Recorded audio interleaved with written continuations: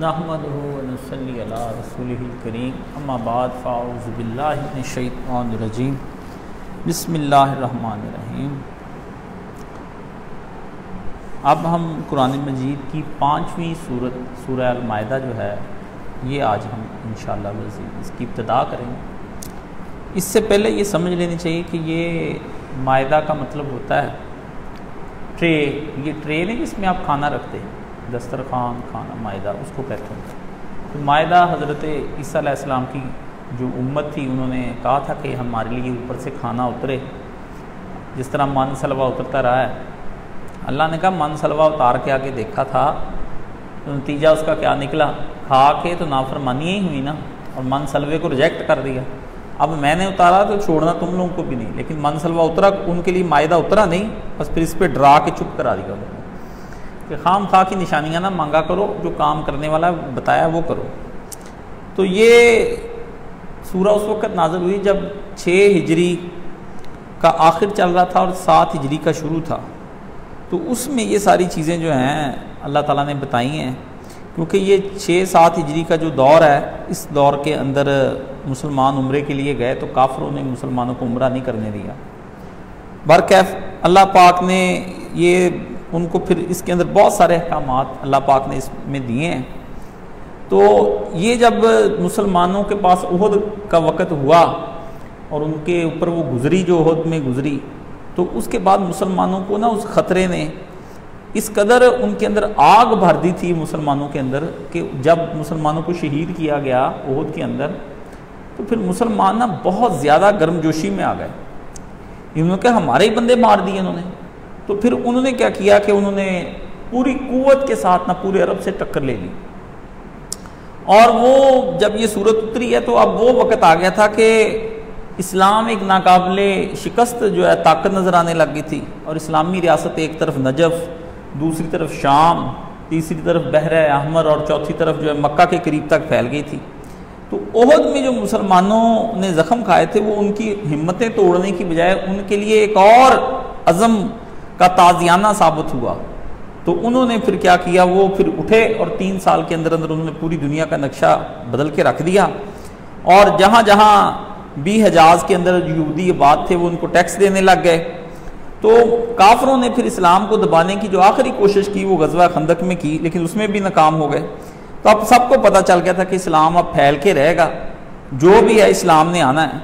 तो उस ज़िमन में अब मुसलमानों की एक रियासत बन गई थी कि ऐसी रियासत जहाँ वो अपने अल्लाह के हुक्म के मुताबिक अपनी ज़िंदगियाँ गुजार सकें और कोई उनके अकीदे मसलक या कानून के अंदर दखल ना दे सके। तो फिर इन चंद बरसों के अंदर मुसलमान ना एक मुस्तकिल तहजीब बन गए थे। ये बात समझने की है जो आज सूरत के अंदर आनी है, ये सूरत की जान है। मुस्तकिल तहजीब वो सिविलाइजेशन जिसका मैं अमूमी तौर पर आपके सामने जिक्र करता हूँ कि मगरबी तहजीब और एक इस्लामी तहजीब। अब मगरबी तहजीब कहने की बजाय अब आप ये कहें काफिराना तहजीब और एक इस्लामी तहजीब, 2 चीज़ें हैं। मगरबी मशरकी अब सब लोग उसी में बह गए हैं। तो जिसकी मतलब हर जगह पर मुसलमान जो थे ना वो काफिरों से अलग नज़र आ रहे थे। हर जगह पर अखलाक ले लें उनमें अलग थे, उनका मुआशरत ले लें अलग थे, तमद्दुन ले लें, हर चीज़ में वो कुफार से बिल्कुल अलग नज़र आ रहे थे। हत्ता कि अब सारी जिन जगहों पे मुसलमानों के कब्जे हो गए थे वहाँ बाजमात नमाज होने लग गई थी। हर बस्ती और कबीले में इमाम बन गए थे, मुकर्रर कर दिए थे रसूलुल्लाह ने। और इस्लामी जो कवानीन थे वो फौजदारी और दीवानी जो थे ये बड़ी हद तक बन चुके थे।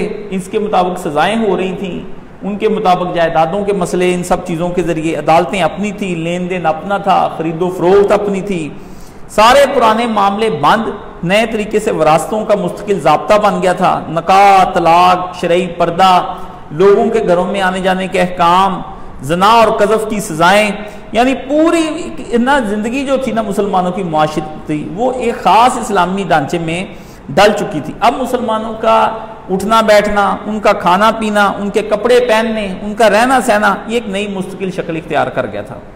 तो इस्लामी ज़िंदगी इसकी इस कदर खूबसूरती के साथ तहजीब बन चुकी थी कि काफिर इससे मायूस हो गए, और इस बात को अब उनके ज़हन में बैठ गया था कि इन्होंने तो अपनी हर शय अलग कर ली, इनकी तो पूरी सिविलाइजेशन ही अलग हो गई।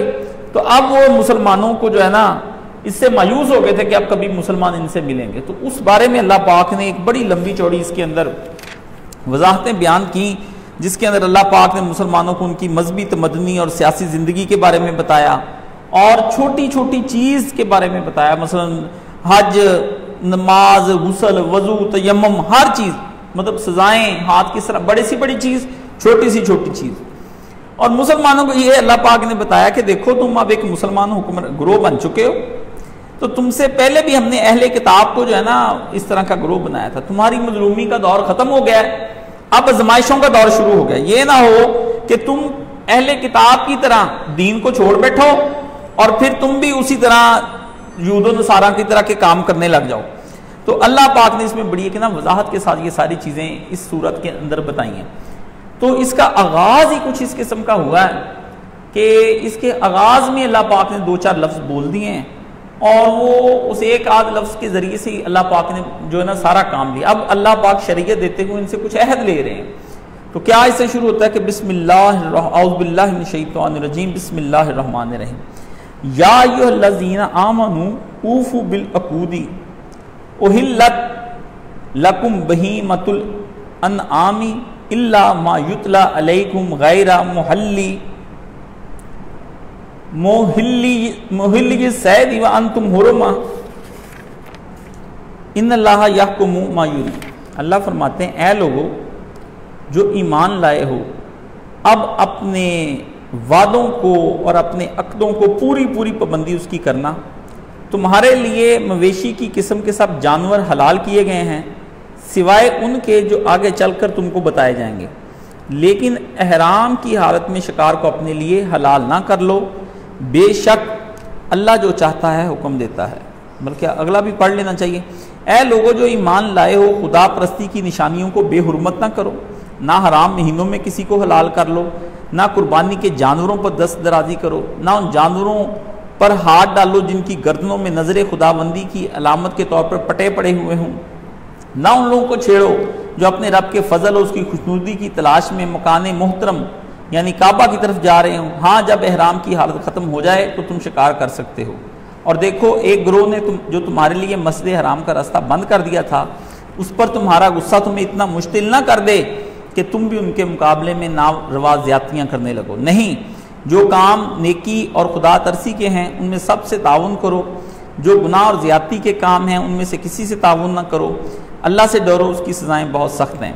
तुम पर हराम किया गया मुर्दार, खून, सूर का गोश्त, वो जानवर जो खुदा के सिवा किसी और के नाम पर ज़िबा किए गए हों, वो जो गला घुटकर या चोट खाकर या बुलंदी से गिरकर या टक्कर खाकर मरा हो या किसी दरिंदे ने फाड़ा हो, सिवाय इसके जिसे तुमने जिंदा पाकर ज़िबा कर लिया। और वो जो किसी आस्ताने पर ज़िबा किया गया, ये तुम्हारे लिए नाजायज़ हैं कि 500 के ज़रिए से अपनी किस्मत का हाल मालूम करो। ये सब अफ़ाल फिसक हैं। आज काफरों को तुम्हारी दीन की तरफ से मायूसी हो चुकी है, लिहाजा उनसे न डरो, मुझसे डरो। और आज मैंने तुम्हारे दीन को तुम्हारे लिए मुकम्मल कर दिया और अपनी नेमत तुम पर तमाम कर दी, और तुम्हारे लिए इस्लाम को तुम्हारे दीन की हैसियत से कबूल कर लिया गया है। लिहाजा हराम व हलाल की जो क़यूद तुम पर आयद कर दी गई उनकी पाबंदी करो। अलबत्ता जो शख्स भूख से मजबूर होकर उनमें से कोई चीज़ खा ले बगैर इसके कि गुनाह की तरफ उसका मिलान हो, तो बेशक अल्लाह मुआफ़ करने वाला और रहम करने वाला है। ये ना एक मज़मून है पूरा खुतबा जो मैंने 5 आयतों का आपके सामने पढ़ दिया। इसकी अब तशरीह हम इंशाअल्लाह ताला करेंगे। तो इसमें अल्लाह पाक ने जो पहली बात की ना कि ए ईमान वालों, फरमाया अब तुमने दावा ईमान का कर दिया तो चलो मैं तुमको ईमान वाले कहता हूं। पहला काम यह है कि ऊफू बिल अकूद, कि तुमने अब अपने वादे और अपनी जो तुम पे बंदिशें लग जाएं, जो हदूदो क़यूद खुदा तुम्हें बयान कर रहा है, उनको तुमने पूरा करना है। कुछ अहद मैं तुमसे ले रहा हूं, ये अहद शरीयत का अहद है कि अल्लाह के साथ तुम्हारा अब एक मुआहिदा हो गया, अब तुमने इसे पूरा करना है। ये इस सूरत के साथ जुड़ी हुई बात है। इसके अलावा भी इंसान का खुदा के साथ, इंसान का इंसान के साथ और इंसान का अपने साथ जो कोई भी वादा है ना, उसको पूरा करने का इस्लाम हुक्म देता है। और ये भी हुक्म देता है इसके साथ साथ कि आपका इंसानों में से काफिर हो या मोमन, आपने जिसके साथ अहद किया है अहद को पूरा करना है। अगर वो अहद तोड़ दे तो फिर तुम भी तोड़ दो। तो पहली चीज आ गई कि अल्लाह के साथ जो तुम अहद करो उसको पूरा करो। दूसरा, किसी इंसान के साथ अहद करो तो पूरा करो, और अपने आप के साथ अहद कर लो कि मैं आइंदा गुनाह नहीं करूंगा, ये नहीं करूंगा, तो उसको भी अल्लाह पाक ने कहा इसमें तुम पूरा करो। तो यहां फरमाता है अब अल्लाह ताला कुछ अहद ले रहा है। उन अहदों में से एक अहद क्या है? तुम्हारे लिए मवेशी की किस्म के सब जानवर हलाल कर दिए गए हैं सिवाय उनके जो आगे चलकर तुमको बताए जाएंगे। अल्लाह ने फरमाया कुछ जानवर जो हैं वो मैंने तुम्हारे लिए सारे हलाल कर दिए, कुछ ऐसे हैं जो हराम हैं, वो मैं आगे तुम्हें बयान कर दूंगा। यहाँ दो लफ्ज बोले गए हैं, बहीमतुल अनाम। बहीमा कहते हैं का इतलाक जो है ना हर चरने वाले जानवर पर होता है, और अनाम ऊंट, गाय, भेड़, बकरी पर बोला जाता है। तो अल्लाह पाक ने फरमाया ये जो तुम्हारे लिए जानवर मैंने हलाल किए ये चार हैं, लेकिन बहीमतुल अनाम, इसके साथ साथ तुम पर वो भी चरिंदे चौपाए भी अल्लाह पाक ने तुम्हारे लिए हलाल कर दिए हैं, जिनका दायरा अल्लाह पाक फरमाते हैं वो जो कुचलियां ना रखते हों, यानी हवानी गज़ा खाने की बजाय नबाताती गज़ा खाते हों, ये जो फसलें खाते हैं उनके बारे में।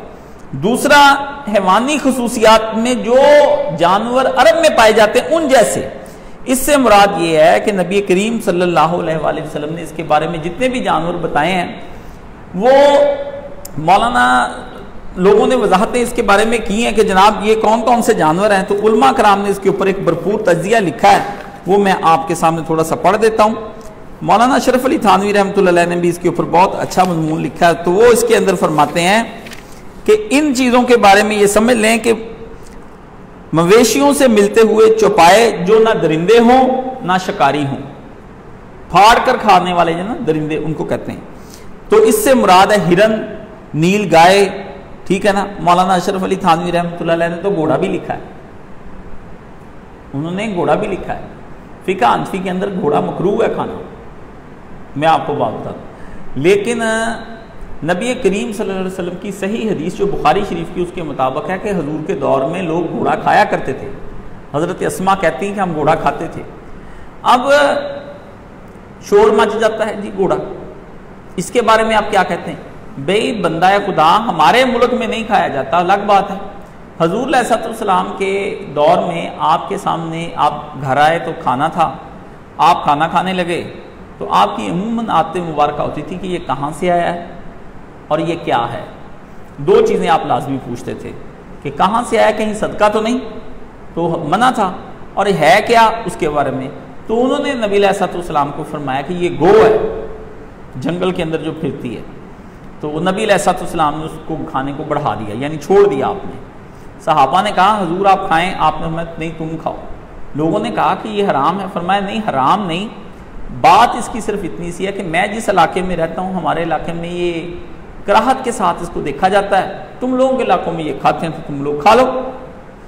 तो एक होती तबई तौर पर कराहत आदमी को होनी, बाज बंदों को करेले नहीं अच्छे लगते, बाज को बैंगन अच्छे नहीं लगते, शलजम नहीं, वो हराम नहीं होती, लेकिन उस आदमी के लिए कोई तबई तौर पर उसका दिल नहीं चाह रहा होता ऐसी चीज़ों को खाने की वजह से, उसके जायके की वजह से, उसकी शक्ल की वजह से। तो घोड़े का मामला भी यही है। हमारे हिंदुस्तान में ये नहीं खाया जाता, अरबों में ये खाया जाता था और वो लोग खाते थे। आज भी बड़े महंगे कबाब मिलते हैं घोड़े के वहाँ पर ना, अगर आप जाएं तो ये बड़े घोड़े खाते हैं, तुर्की लोग बड़े घोड़े खाते हैं। वहाँ घोड़े का बर्गर जो है ना, हॉर्स हैमबर्ग, वो कभी आप जाएं तो मतलब आजकल ड्रामा उसका देखते, चलो घोड़ा भी थोड़ा खा लें, उसका चेक कर लें। तो मतलब शौकीन है ना, तुर्कों के शौकीन हो गया ऐसे ही खाम खा बैठे बैठे। सेकुलर तुर्क जिन्होंने सबसे पहले इस्लाम का बेड़ा गर्क किया वो तुर्की है, बाकी मुल्क बाद में तबाह हुए हैं, सबसे पहले तुर्की तबाह हुआ है क्योंकि वो तो पहले बड़ा मॉडर्न था। आप जाकर देखें तुर्कियों का, वो तो इस तरह जैसे पेरिस के अंदर सुल्तान नहीं रहता, ये जो सुल्तान बने हुए हैं अर्तगल और दूसरे बड़े बड़े महल थे इनके, ये कब हजरत उमर की तरह नेक थे, अवारा किस्म के सुल्तान। और मतलब मुसलमान उम्मत के लिए तो वो हीरो है ना, जो एक्शन भी प्ले करे। वो तो पता मुसलमानों को तो वो क्या वैंडम होता था, एक और भी होता था नामुराद, वो टर्मिनेटर 2 वाला, वो भी। इनको तो एक्शन चाहिए, तो जो इनका हुक्मरान एक्शन वाले जुमले अदा करे बड़े बड़े कि ये ऐसे कर दूंगा, बल्ले से मारूंगा, फलाने को लटाऊंगा, अब खुद लेटे हुए हैं, इनको एक्शन चाहिए, ये हकीकत कुछ नहीं देखते। तो खैर वहां पर घोड़ा भी खाया जाता है। तो उसके लिए फरमाया गया कि गाय, भेड़, बकरी, ऊंट की तरह के कोई भी जानवर हैं वो तुम लोग खा सकते हो। अलबत्ता खच्चर, गधा वगैरह इनको शरीयत ने हराम किया है, हदीस से ये हराम है, वो इस कायदे से मुस्तस्ना है। एक है एक कायदे के मुताबिक, और कुछ चीज़ें ऐसी उस कायदे में तो आ जाती हैं लेकिन नबी पाक ने हदीस में उनको हराम कर दिया है। खैबर के मौका पर लोगों ने गधा पकाया हुआ था, तो नबी अलैहिस्सलाम ने कहा कि इसको उलट दो उसकी हांडियों को, और वो सारी पकती हुई हांडियाँ नबी अलैहिस्सलाम ने उल्टवा दी थी सारी की सारी। तो मतलब वो अलग बात है कि लाहौर का ये बकरा है, तो अगर आप मतलब कहें कि लाहौरी बकरा, तो वो आप समझ जाएं कि ये जो है खोता शरीफ है, तो मतलब उसकी चीज़ें आप लोग बड़े आराम से खाते हैं। इसमें कुर्बानी का मसला भी आ जाता है। मौलाना मरहूम से मैंने एक दफ़ा कहा कि ये कुर्बानी जो है, मौलाना साहब ये किस तरह, ये हम जो भैंस है इसकी कुर्बानी किस तरह जायज़ है? तो उन्होंने कहा कि ये बहीमतुल इनाम, ये कुरान के अंदर आता है कि वो 4 जानवर जो अरब के अंदर हैं, गाय, ऊंट, भेड़ और बकरी, ठीक है। अब गाय की तरह का उसका नर और मादा इनके वो भी, और जो इनकी मानिद हैं, तो गाय जो है, भैंस जो है, इसको जामूस कहते हैं अरबी में। तो जामूस के बारे में वहाबी बहुत ज्यादा शोर मचाते हैं कि ये हलाल नहीं है, तो ये हलाल है। एक दूसरा ये है कि हलाल नहीं कहता, ये कुर्बानी के लिए मतलब जायज नहीं है। वैसे हलाल खाना मानते हैं, कुर्बानी के लिए ये कहते जायज नहीं है। तो कुर्बानी भी इसकी हो सकती है, कट्टे की कुर्बानी भी हो सकती है, इसकी भी कुर्बानी हो सकती है, क्योंकि इसमें अल्लाह ताला ने कहा। मैंने उधर उस वक्त मौलाना से पूछा, अगर किसी इलाके में लोग पालतू जानवरों में हिरन पाल रहे हों तो क्या वो जायज़ है? तो उन्होंने कहा बिल्कुल जायज़ है, क्योंकि वो उनके पालतू जानवर हैं। हिरन की भी कुर्बानी लग जाती है। नील गाय भी आप जंगल से पकड़ के उसकी भी कुर्बानी कर सकते हैं। अगर वो नील गाय आपने वैसे घरों में रखी हुई है, उसकी भी कुर्बानी लग सकती है। तो इसलिए इन जैसा जानवर होना चाहिए। अब वो जो रेंडियर है उधर, वो लोग खाते हैं कुतुब शुमाली में, तो वो भी इस तरह हिरन की शक्ल की एक चीज़ है, ठीक है। मारखोर है जो आपका, ये भी आप खा सकते हैं। तो इनके बारे में अल्लाह ने ये फरमाया। और उसके बाद अल्लाह पाक ने फरमाया असैद, यहां पर फरमाया सिर्फ उन जानवरों का शिकार जायज़ है, उनका शिकार जिनका खाना जायज़ है। अल्लाह ने कहा इन सबको तुम सबको शिकार कर सकते हो, ठीक है। अब आगे अल्लाह फरमाते हैं, हाँ शिकार उस हाल में कि तुम एहराम में ना हो, जायज़ नहीं। तुम एहराम में हो, जायज़ नहीं। फरमाया इन चीज़ों का शिकार अगर तुम करोगे, अगर एहराम की हालत में तुम हो गए, तो वो तुम्हारे लिए जायज़ नहीं। एहराम की हालत में आप शिकार नहीं कर सकते। आपको पता है, आप इशारा भी नहीं कर सकते कि वो शिकार जा रहा है किसी और आदमी को कि इसका शिकार कर लो, ये भी नहीं आप कर सकते। यार ये भी नहीं कह सकते कि तुम इसका शिकार कर लो। लेकिन बुखारी शरीफ में एक जगह पे मुझे हुआ कि शिकार किया हुआ जानवर एहराम की हालत में खाया गया हजूर के साथ ही वहाँ पर। तो मैंने मौलाना से पूछा ये क्या है? उन्होंने कहा कोई और आदमी शिकार करदा जानवर आपके लिए ले आए तो एहराम की हालत में खा सकते हैं, आप नहीं शिकार कर सकते किसी सूरत में। तो एहराम की हालत में आपको मना कर दिया गया है कि आप शिकार नहीं खाएंगे। तो इसके बारे में फिर बाकी ये है, हाँ जो मूजी जानवर है उसको आप एहराम की हालत में मार सकते हैं, जैसे सांप है, बिच्छू है, और कोई ऐसे जानवर हैं, तो वो आप उनको एहराम की हालत में मूजी जानवर को मार सकते हैं। उनको हलाक करने पड़ेगा, उसको हलाक करना कहते हैं, शिकार करना नहीं कह सकते। तो फरमाया शिकार उन जानवरों का अमूमी तौर पर होता है जो जंगली होते हैं, जिनके पकड़ने में किसी तदबीर या हीले की जरूरत होती है। आप अमूमी तौर पर घरेलू जानवर जो है, भेड़, बकरी, गाय, इसको आप शिकार करके नहीं करते, बल्कि आप ज़िबा करके इसको खाते हैं। तो अल्लाह ताला फरमाते हैं यहाँ पर कि इनके ज़िबा की कोई ममानियत नहीं। हालत हराम या हदूद हरम के अंदर अगर तुम दाखिल हो जाओ, खा वो बिला एहराम ही हो, तो तुमको वहां पर हरम के अंदर रहते हुए शिकार नहीं करना चाहिए। ये मना कर दिया गया अल्लाह ताला ने वहां पर इसके बारे में फरमाया। आगे अल्लाह फरमाता है इन्नल्लाह यहकुमु मा युरीद, अल्लाह जो चाहे तुमको हुक्म दे। इससे मतलब ये नहीं कि अल्लाह ताला आपको बिला मसलहत और बिला हिकमत ही हुक्म देते हैं। फरमाया मैंने तुम्हें बता दिया है जो तुम्हारे बारे में बेहतर बेहतर चीज़ें थी, उसके बारे में अल्लाह ताला ने जो हुक्म दिया है वो तुमने मानना है। मना किस चीज़ से है कि उन अहकाम की असरार की तफ्तीश करनी शुरू कर दें आप, ये क्यों हराम है वो क्यों हराम है, वो मना कर दिया। अल्लाह ने कहा मैंने हलाल हराम तुम्हारे लिए वाजे कर दिए, ये कानून सिर्फ मेरे पास है कि मैं तुम्हें हलाल और हराम जो है इसके बारे में अल्लाह ताला ने फरमाया कि मैं तुम्हें इसके बारे में बताऊं। अल्लाह ताला हमें इन आयात को समझने की तौफीक अता फरमाए।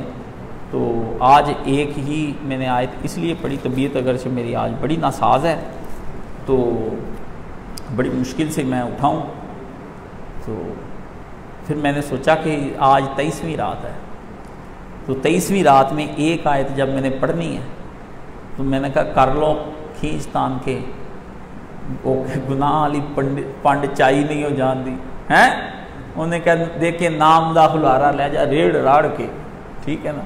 तो है तो वज़नी थी, मुझसे बोला नहीं जा रहा था, लेकिन मैंने अल्लाह से दुआ की, मैंने कहा या अल्लाह मैं अजर नहीं अपना ये काम करना चाहता, मुझे इतनी हिम्मत दे दे कि मैं थोड़ा सा तो बयान करूं, चाहे एक आयत पढ़ दूं, लेकिन ये है कि लैलतुल कदर को मैं नहीं मिस नहीं करना चाहता। तो हजूर पाक अलैहिस्सलाम आप बार बार सुनते हैं लेकिन कंधे मुकर्रर है, उसने आके सवाल किया, बंदे ने जंगल में रहता था, उनके एक रात बता दें, बस एक रात। सरकार ने फरमाया 23वीं रात को आ जाया कर। वो जंगल से आते थे, आके तो वो जनाब मस्जिद नबी में सारी रात इबादत करनी उसने, हैं जी, तो फिर उसने वापस चले जाना, हैं जी। 23वीं रात भी जो होती है ये बड़ी इबादत के लायक है। तो बाकियों के तो मैं करता रहता हूँ, लेकिन 23वीं रात का मैंने अपनी पूरी ज़िंदगी में ख़ास एहतमाम किया है। मेरी तरफ से इसमें लैलतुल कदर आए या ना आए, मैं तो अल्लाह ताला को मना के लैलतुल कदर अपनी तो बना ही लेनी, मैंने जो मर्जी हो जाए, मैं कहता हूँ या अल्लाह मैं वही बद्दू है, दोबारा पैदा हो गया, ठीक है ना। तो वो आप भी बद्दू बन जाएं, ठीक है ना, बड़े फ़ायदे हैं बद्दू बनने में, ज़्यादा अक्लमंदियाँ नहीं दिखाते, होशियारियाँ चलाकियाँ दिखाते भी, इसमें मुझे असार नज़र नहीं आए, उसमें असार, एडा तो रहना नहीं अल्लाह दा वली, हाँ जी, तेनू असार नजर आन, सुबहान अल्लाह वाबे हमदी ते सुबहान अल्लाह अज़ीम, है जी। वली बने घर बैठे ना कोई मुकाम ना कोई गल ना कुछ बात, खुद ही फील करना शुरू कर देते, मैंने झुर्सी आई, मैंने फलाना, तुझे क्या, अल्लाह अल्लाह अल्लाह, शक्ल मोमन करतूत काफरा, काम ये, और कहना मैं लैलतुल कदर, और बंदा है खुदा लैलतुल कदर है, इसमें जब नबी ने कह दिया उसको, इसमें बस हमारे नबी ने कह दिया हमने मान लिया, बस हम आगे भी मेहनत करेंगे, ये नहीं कि नहीं करेंगे, लेकिन इस रात को आपने ज़ाया नहीं करना, घर जाके इसका ज़्यादा हिस्सा जो है आपने इबादत में गुजारना है। सो जाएं, मैं मना नहीं कभी किसी को किया, सोकर उठकर जो इबादत की जाती है उसमें लुत्फ़ ही अपना है, क्योंकि सुन्नत है सोकर उठकर इबादत करना नबी अलैहिस्सलाम। तो इसमें अल्लाह को मनाना है, ठीक है, अल्लाह से दुआएं करनी है, मेरी भी सेहत की आपने सब ने करनी, अपने लिए भी आपने करनी, जो जो अल्लाह से मांगना है वो मांग लें। लेकिन जो सरकार कह गए ना कि मांगने के लिए, मैं कहता हूँ उधर से बद्दू ने कमाल कर दिया, उधर से हमारी अम्मी जान ने कमाल कर दिया, अल्लाह अल्लाह अल्लाह, सैयदा ताहिरा मुतहरा हैं, सिद्दीका, हज़रत बीबी सैयदा आयशा सिद्दीका रसूलुल्लाह की महबूबा हैं अलैहिस्सलाम, हैं जी, कमाल कर दी। इस अम्मी ने भी वो कुछ पूछा है हजूर से, और वो मसले हल किए हमारी इस माँ ने कि सहाबा कराम भी पीछे रह गए। मतलब ये भी पूछा हजूर से कि आपने अल्लाह को देखा है? हजूर ने कहा मैं कैसे देख सकता आयशा, वो तो नूर है। बीबी ने सवाल पूछे हैं, तो जिन सहाबा कराम ने इख्तलाफ किया ना बीबी से, उनका पढ़ के देखा है हमने, वो कमज़ोर थे उनके, ये घर में रहती थी, नबी अलैहिस्सलाम के पूछती थी, हज़रत अबू हुरैरा तक की हदीसें ठीक करती थी, भी तुमने ये आधी बात सुनी आधी नहीं सुनी। तो उसने रात पूछ ली, बंदा तेज था, इन्होंने रात का राज पूछ लिया, रात और राज, अगर मुझे मिल जाए, तो नबी अलैहिस्सलाम ने फरमाया अगर तुझे मिल जाए, इसका मतलब है कि हजूर कहते ये तो मिल ही नहीं सकती, और तुमने कैसे कह दिया, इसका तो कभी पता ही नहीं चलता। इसका मतलब कुछ आसार होते हैं लेकिन वो खुलते हैं उन पर जो हज़रत बीबी आयशा सिद्दीक़ा की तरह पाक दामन और नेक मुत्तकी परहेज़गार हों, उन पर खुलते हैं। ये बात देखनी है ना, अगर मुझे मिल जाए, जुमलों के अंदर ही सारा कुछ छुपा होता है। तो मौलाना इसहाक मरूम रहमतुल्लाह अलैह फरमाते थे कि उसी शय के अंदर ही इतनी चीजें होती हैं कि तुम सोच नहीं सकते। उन्होंने कहा अगर मुझे मिल जाए, तो एक तो ये इसका मतलब है कि ये इंसानी दस्तरस में है, दूसरा ये है कि इसके कुछ ना कुछ आसार अल्लाह पाक अपने नेक बंदों को जरूर दिखाते हैं, कुछ ना कुछ उनके कल्ब पर इत्मीनान की कैफियत, कुछ ना कुछ नजर आता है उनको ना। तो उन्होंने फिर आगे से अल्लाह के नबी ने कहा अच्छा अगर तू उसको पाए, है जी, हजूर ने भी इम्कान जाहिर कर दिया, उन्होंने इम्कान जाहिर किया अगर मुझे मिल जाए, हजूर ने ना नहीं की। तो उन्होंने सोचा, तो उसके बाद फरमाया अल्लाहुम्मा, पढ़े ना, अल्लाहुम्मा इन्ना का अफुव्वुन तुहिब्बुल अफ़वा फ़ाफ़ु अन्नी, अल्लाहुम्मा इन्ना का अफुव्वुन तुहिब्बुल अफ़वा फ़ाफ़ु अन्नी, अल्लाहुम्मा इन्ना का अफुव्वुन तुहिब्बुल अफ़वा फ़ाफ़ु अन्नी। ये सारी रात ही आपने पढ़ना है, लंबी दुआएं हैं ही नहीं, लंबी कोई दुआ नहीं हजूर ने बताया कि सारी रात वो दुआएं मांगी जाए। हजूर उसको लंबी सारी एक दुआ सिखाते जो आप अमूमन भी हजूर सिखाते थे। आपने फरमाया इस रात यही हो जाए ना, माफ़ी हो जाए, सारा काम ही ख़त्म, सारा काम ख़त्म। माफ़ी माजी की भी, हाल की भी, मुस्तकबिल की भी, सारी माफ़ियाँ इकट्ठी हैं इसके अंदर। तो अल्लाह को कितने वास्ते दिए हैं, पहले तो ये कहा कि अफुव्वुन, दो पेशें लगाई हैं, माफ़ियाँ वो तो तेरे लिए आम है, कोई काम ही नहीं मुआफ़ कर देना तेरे लिए, ठीक है ना। माफ़ियाँ मांगी जाएं, जन्नत में जाई जाएं, मौजें करी जाएं। हाँ जी, ओ अल्लाह के बंदो, आपकी प्यास 4-5 घूंट होगी तो समंदर से 2-2, 3-3, 5-5 घूंट आपने पी लेने, आपका सर जाना है, लेकिन वो तो समंदर ही रहना है ना अपनी जगह पर। रहमते इलाही जो है ये बहुत बड़ा समंदर है, इसमें सारे जहान के कपड़े गंदे मंदे डाल दें, निखरे हुए सर्फ एक्सल से भी ज्यादा बाहर प्यारे प्यारे उजले उजले कपड़े, बंदे भी धोते जान तो कपड़े भी धोते जान। रहमत के समंदर को अल्लाह ने कुरान मजीद हदीस शरीफ में बयान किया नबी पाक ने। वो जब आखिरी जन्नती निकलेगा, सामने देखेगा, जन्नत में चला जाएगा, अल्लाह से कह कला के मिन्नते तरले वास्ते करके, बड़ी लंबी हदीस है। तो वो कहे या अल्लाह शक्ल तो देख मेरी, था दाग लाए हुए तू मेरे, अल्लाह अकबर, इतना जला बुना होगा, बुरे उसके हाल, चला जन्नत में जाएगा लेकिन बद सूरत जगह जगह। तो ना मुझे हर कोई देख देख के कहेगा लो जी ये बंदा इतनी बेइज्जती, हाँ जी, आते जाते चलो माफ भी कर दिया, पर कहते ठप्पा तो लगा हुआ है ना कि जेल से छूटा हुआ है, हर किसी की निगाह कितनी बिस्ती बंदे की। अल्लाह ने कहा अच्छा वो हमारी रहमत का एक दरिया जारी है, नहर, उसके अंदर इसको गोते दो। कहते उसको गोते देंगे ना, जब बाहर निकालेंगे उजला, सारे दाग खत्म, स्टिलमिंस क्रीम दे विचों कट के, रहमत की स्टिलमिंस क्रीम ਉਹਦੇ ਵਿੱਚ पा के बंदा बाहर नूर का बंदा बन जाना, नूर का बंदा बन जाना। इसी तरह आपको उठा के दुनिया में ही रहमत के अगर गोते दिला दे तो आपके पास क्या कुछ है। इसलिए मेहरबानी फरमाएं, आपने माफ़ी मांगी जानी है। मौलाना साहब फरमाते थे उनके गांव में एक बाबा था, उसको उसका नाम ही बाबा मुआफियाँ डाला हुआ था। तो वो मौलाना साहब कहते उसको आता ही कुछ नहीं था, बस वो उठते बैठते कहता था माफ़ी माफ़ी, कहीं जा रहा है माफ़ी माफ़ी माफ़ी। उसका नाम बाबा मुआफियाँ था। कहते वो हमारे बुजुर्गों में से था, सादा था, पढ़ा कुछ नहीं। कहते वो खाने काबे से बस वो आया, हाज नसीब में लिखा था। फिर मैंने कहा बाबा जी क्या करके आए? कहता मैंने दरवाजे पे खड़े होकर शोर पाता माफ़ी माफ़ी माफ़ी, साहब काम बन गया। कहते मैं क्या और की चाहिए, ठीक है बाबा जी और क्या चाहिए था, माफ कर। मैं भाई यही कहेगा माफ़ी माफ़ी माफ़ी। उसको लब्बैक भी नहीं आता था, वो माफ़ी गई थी। अल्लाह को लफ्ज़ लुफ्ज़ नहीं, बस ये वो चाहता है, बंदा चाहता क्या है। गलियों मास्टर साहब भी गवाह है ना उसके, क्योंकि ये भी उसी गांव के हैं, तो गलियों में फिरता ही माफियां मांगता रहता था। 24 घंटे। देखो यार, ये अल्लाह ताला मसलन कोई बंदों को बिल्टी नहीं उनके अंदर ऐसा कर देता है कि वो उनको कबूल किया होता है शुरू दिन से, पहले दिन से। एक हम हैं, खींच खींच के इधर आते, खींच खींच के लाना पड़ता है इधर, खींच खींच के। पता नहीं किस तरह का हमारा नफ्स हो गया, हम किस तरह के हो गए, किस तरह कितना के नफ्स से हमारा ये मन गया हुआ है। हाँ जी, ये जिंदगी में नफ्स मुतमन्ना फिर रहे होते हैं, माफ़ी माफ़ी माफ़ी माफ़ी।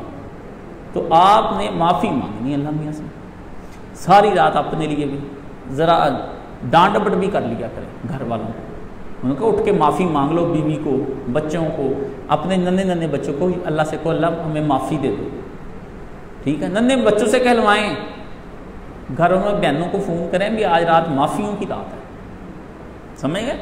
तो एक उसका बद्दू का हमारे सहाबी रसूल सल्लल्लाहु अलैहि वसल्लम, अल्लाह उस पर अपनी खरबों रहमतें फरमाए, जिसने सवाल पूछ के हमारी तो मुश्किल ही आसान कर दी।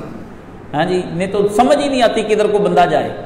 ये दीन के अंदर ऐसे ऐसे शॉर्टकट हैं, अगर मैं आपको बताऊं, आपके उसी पे लग जाए ना आदमी सारी ज़िंदगी, बंदा कहे यार मैं कितनी चीज़ें जो मेरी आसान हो गई हैं। तो आपने शॉर्टकट अल्लाह पाक के लिए एक ही चीज़ है, कौन सी?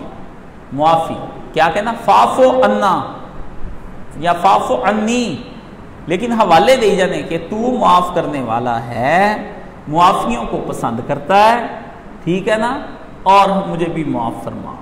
उर्दू में कही जाएं फाफो अन्नी, यही कही जाएं, उठते बैठते पहले एक दफ़ा पढ़ लिया अल्लाहुम्मा इन्नका अफ़ुव्वुन तुहिब्बुल अफ़्वा, फिर पूरी तस्बीह फाफो अन्नी फाफो अन्नी फाफो अन्नी फाफो अन्नी फाफो अन्नी, चलो 100 दफ़ा कह लिया। फिर 1 घंटे बाद याद आया, फिर 100 दफ़ा कह। जब आ जाए फजर का वक्त करीब, फिर तो रौला ही पा देना ना, फजर होने लगी, दरवाजे बंद होने लगे, खोल दे तेरी मेहरबानी, फाफो अन्नी फाफो अन्नी। अल्लाह के बंदे नूं हो की गया, ठीक है ना। फिर वो रहमत कहती चलो कर दो यार, एदा भी काम कर दो, बहुत रौली पाता है बंदा। तो जितना ज़्यादा शोर डालेंगे उतना ही ज़्यादा रहमत होगी। चुप नहीं बैठना, ऐसे मुतकब्बर ना बना करें, समझ गए ना। अच्छा, दोनों काम आपके हो गए। अब अल्लाह ताला से मेरे लिए भी दुआ करनी है, अपने लिए भी सब लोगों ने करनी है, मुझे बुलाना नहीं अपनी। सुबहानल्लाहि वल्हम्दुलिल्लाह वला इलाहा इल्लल्लाहु वल्लाहु अकबर, सुबहानल्लाहि व बिहम्दिही अदद खल्किही व रिज़ा नफ्सिही व ज़िनत अर्शिही व मिदाद कलिमातिही, ला इलाहा इल्लल्लाहु वहदहु ला शरीका लहू, लाहुल मुल्को व लाहुल हम्दो व हुवा अला कुल्ली शैइन कदीर। अल्लाहुम्मा सल्ली अला मुहम्मदिन व अला आलि मुहम्मद, अल्लाहुम्मा बारिक अला मुहम्मदिन व अला आलि मुहम्मद। या अल्लाह हमें शिफ़ाए कामिला आजिला आजिला अता फरमा, अल्लाह हर तरह की शिफ़ा अता फरमा। अल्लाह दिलों को कल्बे सलीम बना, कल्बे मुनीब बना। या अल्लाह हमें रोटी खिला, पानी पिला, कपड़े पहना। या अल्लाह हमें दुखों से निजात ता फरमा, परेशानियों से निजात ता फरमा, जिस्म में दर्दों से निजात ता फरमा, ज़हनी कर्बों से निजात ता फरमा।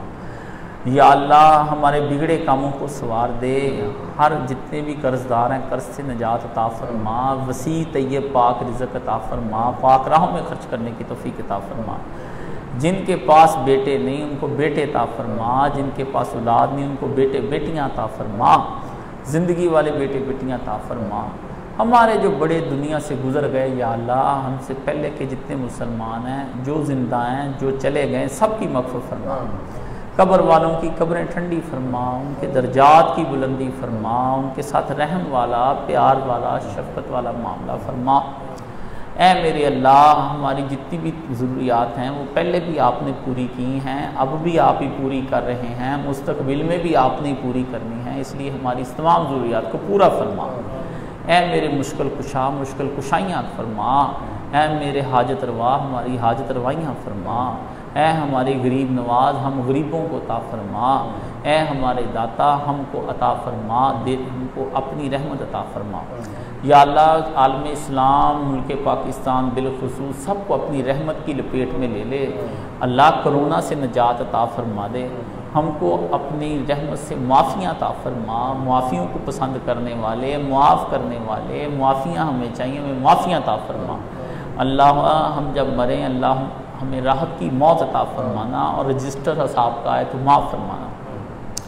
जब फरिश्ते हमें लेने के लिए आए, मुनकर नकीर की बजाय मुबशर बशीर फरिश्ते, जो नूर के फरिश्ते, ठंडे मीठे फरिश्ते, प्यार करने वाले फरिश्ते, खूबसूरत खुशरू फरिश्ते, उनको हमारी तरफ हमारी जानें कब्ज़ करने के लिए भेजना और हमारी जिस्मों की जानें जब निकलें तो उनको खुशबूदार रुमालों में लपेट कर अपनी बारगाह में आने की इजाज़त अता फरमाना। नफ्स मुतमइन्ना हमें दुनिया में बना दे या अल्लाह। नफ्स हमारा काबू नहीं आता, काबू में ता फरमा के नफ्स लवामा बना के नफ्स मुतमइन्ना बना अल्लाह, बंदों में दाखिल फरमा ले और जन्नतुल फिरदौस हमें अता फरमा या अल्लाह। नबी पाक सल्लल्लाहु अलैहि वसल्लम के साथ और सिद्दीकीन, शहदा और सालिहीन का हमें साथ नसीब फरमा या अल्लाह। हमने बड़ी नेकियां टूटी फूटी की हैं, उसके अंदर वसवसे भी आते हैं, ख्यालात भी आते हैं, तो पढ़ी हुई नमाजें, दिए गए सदक़े, पढ़े हुए कुरान और ज़िक्र अज़कार जो हमने किए हैं या अल्लाह, उनको कबूल मंजूर फरमा। इस रात में हमें सदक़े करने की तौफ़ीक़ अता फरमा, इस रात में नमाज़ें पढ़ने की तौफ़ीक़ अता फरमा, कुरान पढ़ने की तौफ़ीक़ अता फरमा। हमने जो आज अभी कुरान मजीद पढ़ा है या अल्लाह, इसको इस रात में इस एक आयत को हज़ारों करोड़ों कुरानों के बराबर इसका हमें सवाब अता फरमा। जिस तरह लैलतुल क़द्र की कोई हद नहीं, इसी तरह अल्लाह तेरी रहमत की कोई हद नहीं, हमें अपनी बेहद रहमतों के साथ नवाज दे या अल्लाह। हमारे जो जो बहन भाई बीमार हैं उनको शिफा अता फरमा दे, जिनके गुर्बत और मुफलसी आ गई है अल्लाह, उनको अपनी रहमत से गिना अता फरमा या अल्लाह। उनको हम फ़कीर हैं, तू हमें देने वाला है, तू ही हमें दे सकता है, इसके अलावा कोई नहीं देगा, इसलिए हमें तू ही अता फरमा। हमारे साथ शफ़क़त फरमा, रहम फरमा, चशम पोशी फरमा, सरफ़ नज़र फरमा। हमारी दुआएं जो हैं वो सब कबूल मंजूर फरमा। सगीरा कबीरा अलानिया, छोटे बड़े गुनाह, जो गुनाह हमको नहीं पता जो तुझको पता है वो हमें माफ़ फरमा या अल्लाह। सारी नेकियां भी कबूल फरमा, जिन नेकियों को हम नेकियां समझते हैं तेरी बारगाह में वो गुनाह लिखे गए उनको भी माफ़ फरमा अल्लाह। रहमत की अपनी रबड़ से हमारे तमाम स्याहियों को धो दे और उनकी जगह नेकियां लिख दे, हमें माफ़ी ता फरमा। हमारी बीवी बच्चों को अपना ताबे फरमा बना, हमारी अज़वाज और बच्चों को हमारी आँखों की ठंडक बना और हमें मुत्तक़ियों का इमाम बना या अल्लाह। हमारी दुआएं कबूल फरमा कर खिलाफत इस्लामिया का एहया फरमा और हमें मेहनत करने की तौफ़ीक़ अता फरमा। व सल्लल्लाहु तआला अला हबीब खैर खल्क़िही मुहम्मदिन व आलिहि व अस्हाबिही अजमईन बिरहमतिका या अरहम आमीन।